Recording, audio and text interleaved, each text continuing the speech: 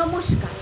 দীর্ঘ 12 বছর পর অক্ষয় তৃতীয়ার দিন প্রচণ্ড স্ট্রং গজকেশরী যোগ লাগছে। এই যোগকে আপনারা কিভাবে কাজে লাগাবেন, কিভাবে নিজের জীবনে আর্থিক সচ্ছলতা নিয়ে আসবেন, এই যোগটাকে কিভাবে অ্যাক্টিভ করবেন, আজকের ভিডিওতে সেটাই জানাবো। তো hello, welcome to world of taro. আমি আপনাদের ফ্রেন্ড অ্যাস্ট্রোলজার আর ট্যারো কার্ডের অনন্যা দাস। আপনাদের সবাইকে ওয়েলকাম জানাচ্ছি, নমস্কার। 10ই মে ফ্রাইডেতে শুক্রবার দিন এই বছর 2024-এর অক্ষয় তৃতীয়া পড়েছে। এই দিন ভীষণ স্ট্রং 12 বছর পর ভীষণ স্ট্রং গজকেশরী যোগ তৈরি হচ্ছে। নর্মালি অক্ষয় তৃতীয়ার দিন চন্দ্রদেব তার উচ্চ রাশিতে থাকে বৃষ রাশিতে, এবং সূর্যদেব তার উচ্চ রাশিতে থাকে মেষ রাশিতে। ফলে নর্মালি এই দিনটায় কোনো ক্ষয় হয় না, কারণ আত্মা এবং মন যখন উচ্চ রাশিতে থাকে তখন যেই কাজই করা হয়ে থাকুক না কেন সেই কাজের কোনো ক্ষয় হয় না। এবং নর্মালি এটা সব অক্ষয় তৃতীয়াতেই দেখা যায় যে চন্দ্র দেবতা তার উচ্চ রাশি অর্থাৎ আমাদের মন তার উচ্চ রাশি বৃষ রাশিতে অবস্থান করছে। কিন্তু এই বছর দীর্ঘ 12 বছর পর বৃহস্পতি দেবও বৃষ রাশিতে অবস্থান করছে, এবং চন্দ্র এবং বৃহস্পতি দেবের খুব প্রচণ্ড কাছাকাছি দুজনে বৃষ রাশিতে, মানে খুব কাছাকাছি ডিগ্রিতে বৃষ রাশিতে অবস্থান করায় স্ট্রং গজকেশরী যোগ তৈরি হয়ে গেছে। অর্থাৎ চন্দ্রদেবও বৃষ রাশিতে এবং বৃহস্পতি দেবও বৃষ রাশিতে। এই যোগটা 12 বছর আগে তৈরি হয়েছিল, কারণ বৃহস্পতি দেব এক একটা রাশিকে কভার করতে 1 বছর সময় নেয়, এবং এই গজকেশরী যোগ আবার তৈরি হবে 12 বছর পর। তিনি যখন প্রত্যেকটা রাশি কভার করতে করতে আবার বৃষ রাশিতে আসবেন। তো বুঝতেই পারছেন একটা বিরাট লং টাইম, 12 বছর একটা মানুষের জীবন কোথা থেকে কোথায় চলে যেতে পারে, পুরো মানে 360 ডিগ্রি চেঞ্জ হতে পারে। 12 বছর একটা ছোট সময় মোটেও নয়। তাই 12 বছর পর যখন এরকম একটা সময় এসেছে, গজকেশরী যোগ যেটা অ্যাক্টিভ থাকছে বৃষ রাশিতে এবং অক্ষয় তৃতীয়াও পড়ে গেছে, এমন দিন কিন্তু পাওয়া খুব দুর্লভ। কারণ চন্দ্র দেবতা বৃষ রাশিতে, সবচেয়ে বড় কথা চন্দ্রদেবতা 2.5 দিন অন্তর অন্তর রাশি চেঞ্জ করে ফেলে।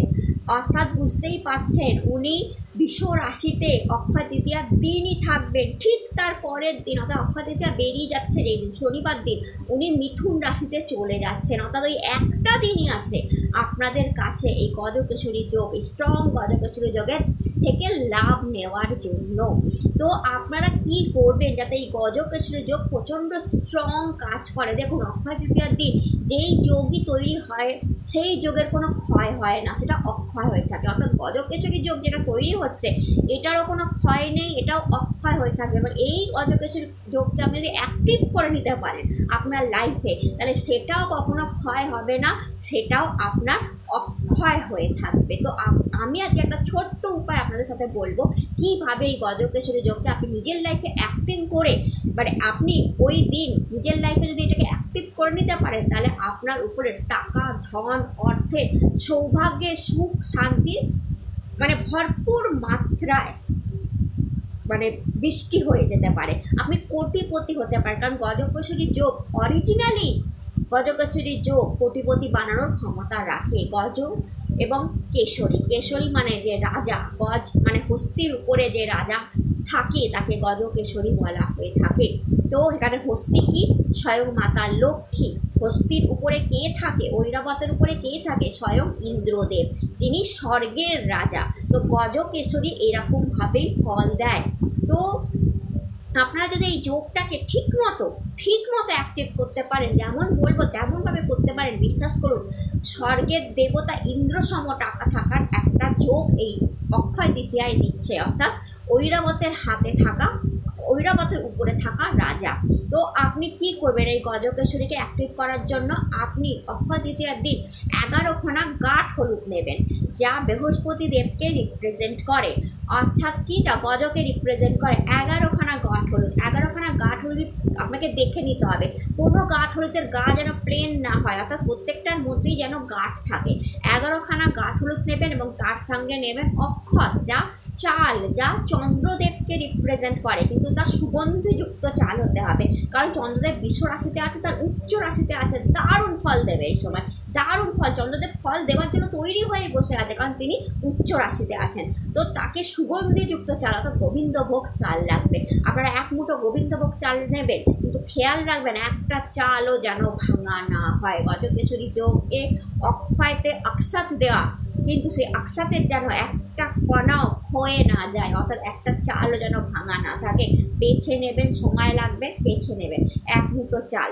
আপনি একটা হলুদ কাপড়ের মধ্যে ওই 11খানা গাঁঠ হলুদ এবং এক মুঠো চাল রাখবেন, তার উপর কেশর জলের ছেটা দেবেন। কেশর জল বৃহস্পতিদেব মাতা লক্ষ্মীকে রিপ্রেজেন্ট করে, অর্থাৎ গজকেশরী যোগটা অ্যাক্টিভ হবে। আপনি বৃহস্পতিকেও রাখলেন, আপনি চন্দ্রদেবকেও একসাথে রাখলেন, তারপর কেশর জলের ছিটা দিলেন এবং তার সঙ্গে দেবেন হলুদ গাঁদা ফুল। হলুদ গাঁদা ফুলও কিন্তু বৃহস্পতিদেবকে রিপ্রেজেন্ট করে। হলুদ গাঁদা ফুলের পাপড়ি ভালো করে হাতে ছিঁড়ে নিয়ে সেই পাপড়িটা উপর থেকে ছিটা দেবেন। ছিটা দিয়ে এইবার মাতা লক্ষ্মীর সামনে ওই কাপড়টা আপনি রাখবেন, হলুদ কাপড়, যার মধ্যে 11খানা গাঁঠ হলুদ এবং এক মুঠো আতপ চাল আছে, গোবিন্দভোগ চাল আছে। এইবার আপনি প্রথমেই যার মন্ত্র জপ করবেন তিনি স্বয়ং বৃহস্পতি। আপনি নম গুরুবেই নামা জপ করতে পারেন 108 বার। আপনি বৃহস্পতিদেবকে স্ট্রং বানানোর জন্য গায়ত্রী মন্ত্র জপ করতে পারেন 108 বার। যা করবেন 108 বার গুণে করবেন। 108 বারের বেশি হলে কোনো অসুবিধা নেই, কিন্তু কম হলে হবে না। এবং যদি সবচেয়ে ভালো কথা যে বৃহস্পতিদেব তান্ত্রিক মন্ত্র, বৃহস্পতিদেবের যেটা তান্ত্রিক মন্ত্র সেটা জপ করতে পারেন, অর্থাৎ নম গ্রাং গ্রিং গং স গুরুবেই নমঃ। এই তান্ত্রিক মন্ত্রটা যদি আপনি 108 বার জপ করতে পারেন। এরপর জপ করবেন চন্দ্রদেবের তান্ত্রিক মন্ত্র নম সোম সোমায় নম, নম সোম সোমায় নম। এই মন্ত্রটা আপনি জপ করতে পারেন, কিংবা সবচেয়ে ভালো যদি পারেন নম শ্রাং শ্রীং সং স চন্দ্রমশে নম। এটা চন্দ্রদেবের তান্ত্রিক মন্ত্র। এই তান্ত্রিক মন্ত্র প্রচণ্ড সিদ্ধ মন্ত্র হয়। তো এই দুটো মন্ত্র জপ করলে প্রচণ্ড পরিমাণে চন্দ্রদেব এবং বৃহস্পতিদেব অ্যাক্টিভ হয়ে যাবে। তারপর আপনি জপ করবেন মাতা লক্ষ্মীর শ্রীং মন্ত্র, অর্থাৎ ওই দিন মাতা লক্ষ্মীকে প্রসন্ন করার দিন, এবং মাতা লক্ষ্মীর দুটো জপ করলেন। এবার আপনার কী চাই? এই গজকেশরী থেকে অর্থ চাই, ধন চাই, সুখ সমৃদ্ধি, টাকা পয়সা, গাড়ি বাড়ি, আপনার পজিশন, পদ প্রতিষ্ঠা, এগুলোই তো চাই। তো মাতা লক্ষ্মীর কাছে প্রার্থনা করে মাতা লক্ষ্মীর শ্রীং মন্ত্র যত খুশি জপ করুন। সবচেয়ে ভালো হয় 3 মালা শ্রীং মন্ত্র, শ্রীং শ্রীং শ্রীং শ্রীং। সময় নিয়ে কাজটা করতে হবে, এক আসনে বসে কাজটা করতে হবে। দাঁড়িয়েও করতে পারেন, কিন্তু পায়ের নিচে যেন আসন থাকে। আসন ছাড়া এই কাজ করবেন না, অর্থাৎ মেঝেতে দাঁড়িয়ে, মাটিতে দাঁড়িয়ে, মঙ্গলের উপরে দাঁড়িয়ে এই কাজ করবেন না, খোলা জমিতে দাঁড়িয়ে কাজ করবেন না। আসন পেতেই কাজটা করতে হবে। আপনি দাঁড়িয়ে করুন, আপনি বসে করুন, এক আসনে আপনি জব কমপ্লিট করলেন। করে এবার মাতা লক্ষ্মীর শ্রীং মন্ত্র 103 বার, 108 × 3 বার জপ করে ওটাকে অ্যাক্টিভ করে নিলেন। করে নেওয়ার পর মাতা লক্ষ্মীর কাছে প্রার্থনা করলেন যেন এই গজকেশরী আপনার লাইফে অ্যাক্টিভ হোক এবং আপনাকে মান সম্মান, নাম যশ, খ্যাতি, প্রতিপত্তি, টাকা, সম্পত্তি, পজিশন, এভরিথিং যেন এনে দেয়, আপনাকে যেন কোটিপতি সে বানায়। হলো, তারপর সেটাকে ভালো করে গিট বাঁধলেন। গিট মেরে গজকেশরীর দিকটা জানতে হবে আপনার বাস্তুতে। গজকেশরীতে আপনার বাস্তুর দিক হচ্ছে উত্তর পূর্ব দিক, অর্থাৎ আপনাকে আপনার ড্রয়িং রুমের উত্তর পূর্ব দিকে, আপনি যদি বিজনেস করেন বিজনেসের জায়গার উত্তর পূর্ব দিকে, আপনি ঠাকুর ঘরের উত্তর পূর্ব দিকে, আপনার দোকান আছে দোকানের উত্তর পূর্ব দিকে, যে কোনো জায়গার উত্তর পূর্ব দিকে অক্ষয় তৃতীয়ার দিন ওই গিট বেঁধে ওই কাপড়টাকে ঝুলিয়ে দিতে হবে। এবং ঝুলিয়ে দেওয়ার পর ওটাকে ধূপ ধুনো দেখিয়ে শঙ্খধ্বনি করে আপনি কাপড়টাকে নমস্কার করে জানাবেন যে হে গজকেশরী যোগ, এবার তুমি অ্যাক্টিভ হও এবং আমার জীবনে সুখ সমৃদ্ধি শান্তি এনে দাও। এই ঘটনা ঘটানোর পর আপনার কাজ কমপ্লিট হলো। আপনি জানলেন আপনার বাস্তুতে যেই মুহূর্তেই আপনি ওটা টাঙিয়ে দিলেন, আপনার লাইফে সবচেয়ে ভালো বাস্তুতে টাঙানো, আপনার বাড়িতে টাঙানো সবচেয়ে ভালো, কারণ আপনার বাড়িতে যত মেম্বার আছে সবারই তাহলে গজকেশরী যোগটা অ্যাক্টিভ হবে। আপনি যদি নিজস্ব বিজনেসের জায়গায় টাঙান তাহলে আপনার বিজনেসে অ্যাক্টিভ হচ্ছে, আপনি দোকানে টাঙালেন আপনার দোকানে অ্যাক্টিভ হচ্ছে, আপনার অ্যাক্টিভ হচ্ছে। তো আপনি যদি বাড়িতে টাঙান সেক্ষেত্রে আপনার বাড়িতে যত মেম্বার আছে সবারই অ্যাক্টিভ হয়ে যাবে, অর্থাৎ আপনার বাবা মা ভাই বোন স্ত্রী সবারই অ্যাক্টিভ হয়ে যাবে, স্বামী সববার অ্যাক্টিভ হয়ে যাবে, অর্থাৎ প্রচণ্ড পরিমাণে পাওয়ার বাড়বে। তো বাস্তুতে টাঙিয়ে দিন এবং রেগুলার ওটায় ধূপ ধুনো লাগাবেন, ধূপ ধুনো দেখাবেন এবং শঙ্খ বাজাবার সময় ওর সামনে গিয়ে শঙ্খ বাজাবেন। যতবার ওর সামনে শঙ্খ বাজাবেন ততবার ওটা শঙ্খের ধ্বনি কী করবে, ওইটাকে পুটলিটাকে অ্যাক্টিভ করবে। পুটলিটাকে কখনোই নোংরা হাতে ছোবেন না, এঁটো জামা কাপড়ে ছোবেন না, বা কোনো খারাপ অবস্থায় ওই পুটলিটাকে কখনোই ছোবেন না, যেমন আছে তেমন টাঙিয়ে রেখে দিন এবং রেগুলার ধূপ ধুনো দেখান এবং শঙ্খ বাজান। কোনো বড় পুজো হলে তাতে একটু করে ফুল দিয়ে দিন, কোনো অসুবিধা নেই, কিন্তু নোংরা জামা কাপড় ওটা ছোঁয়া যাবে না। অক্ষয় তৃতীয়া হয়ে গেল, তার পরের দিনের কথা বলছি, কোনো নোংরা জামা কাপড়টা ছোঁয়া যাবে না।